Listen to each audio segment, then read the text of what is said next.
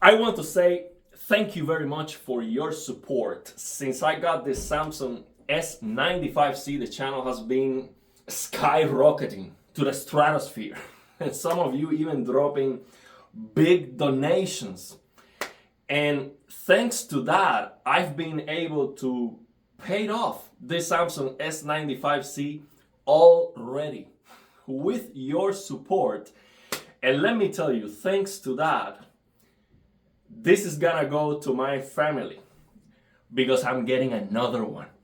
Okay? Today, I am expecting to receive a 65-inch Samsung S90C, which is absolutely amazing for $999 with 99 cents. 65-inch second generation QD OLED at this point.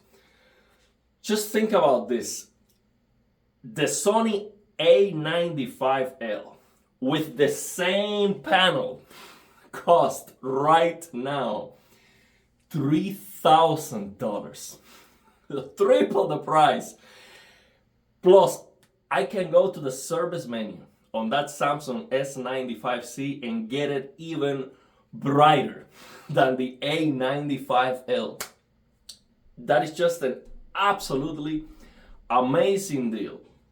So now I'm gonna have a QD OLED, my family's gonna have a QD OLED, and I am keeping the legendary LG C1, which right now I have rocking 120 BFI, and man, I cannot lose this.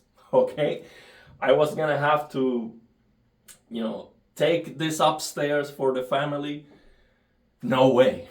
Okay, well, actually, I'm going to do it temporarily because I'm going to have, I want for calibration and for testing, I want to have the S90C and the S95C side by side so I can compare the brightness when I go to the service menu to make sure that I am getting the absolute best out of these TVs. And this is going to be so helpful because I don't have a colorimeter to know when I change a setting if I am actually getting it brighter or maybe inaccurate. So I can keep one TV with the most accurate settings, factory colors and everything, and then just start tweaking the other one to make sure that I am preserving the best picture quality as better as possible, but increasing the brightness and just getting the best performance out of it. And also, a lot of you have Samsung S90C and are asking me, hey, how about the S90C?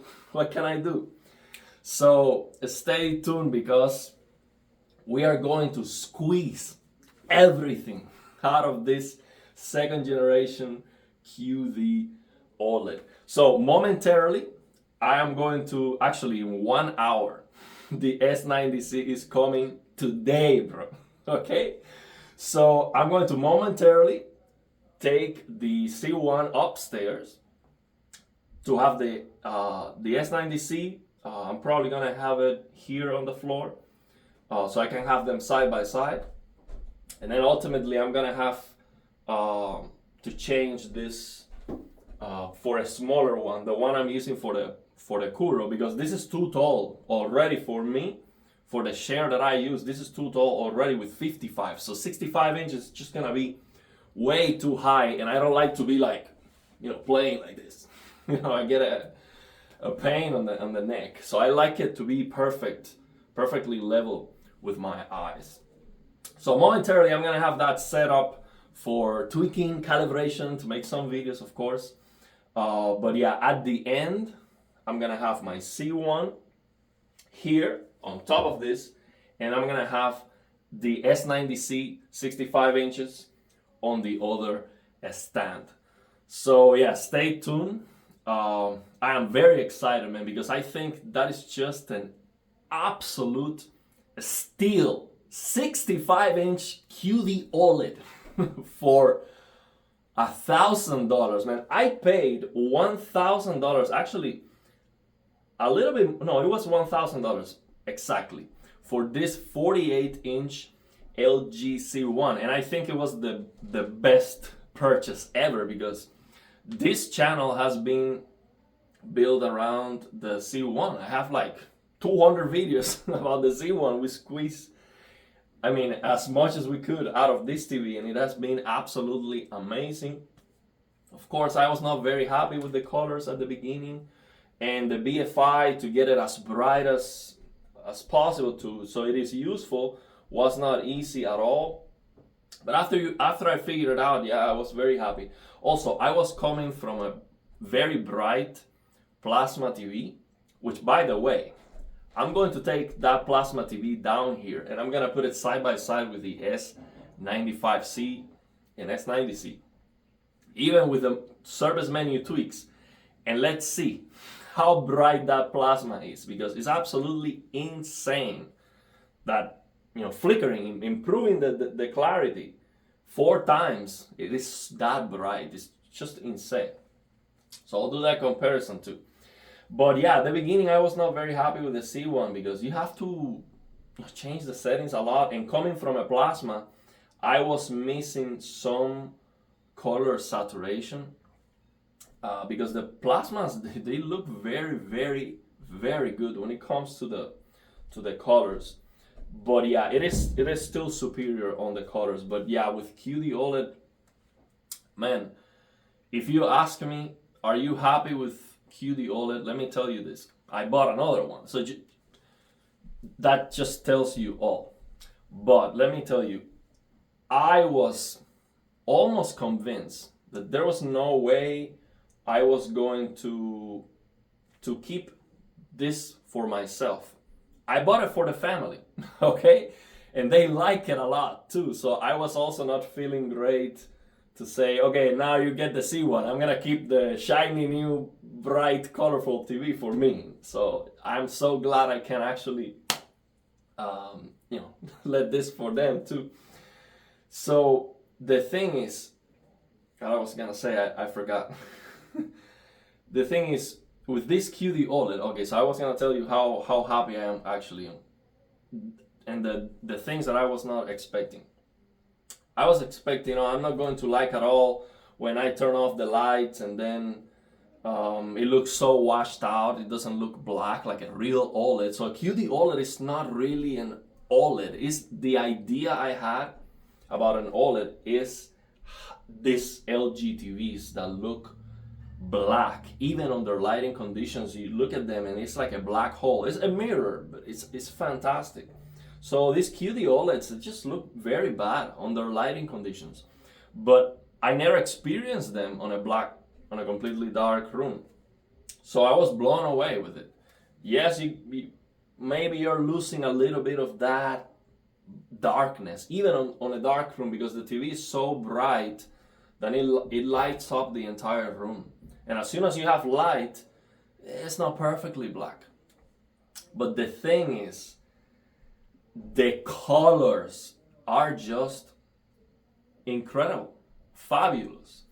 And it gives me the impression that I actually don't need a better looking TV ever. If it's brighter, it's gonna be better for sure, but these colors on the QD OLED look so good to me that it's like, man, that's all I need really. So the only thing I know I am going to be missing with these QD OLEDs is the motion. Okay, 144 frames per second is not enough. Okay, you need more than that. Sample and hold, you need more than that. Unless you have something like this with BFI on the C1. This looks so much clearer. Right now, I have 120 FPS OLED Motion Pro High on the C1, and this is just 120 FPS sample and hold. The difference is astronomical. It is not even close. So that's why I want to keep my C1. But when it comes to HDR, impact, colors, the vibrancy, it is fabulous. This QD OLED technology is far superior. It's not perfect. It has some things that can be improved for sure. But it's so good. It is so good, and I'm so happy with it that I bought another TV. Okay. So also keep in mind, it was thanks to the channel, thanks to the support, thanks to getting a great deal on them. So everything just came together. I was not even expecting to get a TV at all. Okay, but you know, things happen. You start thinking and improving things and moving things around, and then everything came together. So yeah, thanks again for the support. Let me know your thoughts and opinions. What would you like to see with the S90C? Of course, I am going to check out the TV stock before doing any mods, you know, the 2000 nits hack. I'm gonna check the TV as it is. I am also going to share some settings with the S95C without, you know, the service menu hack for people who don't want to do that, and also for the S90C.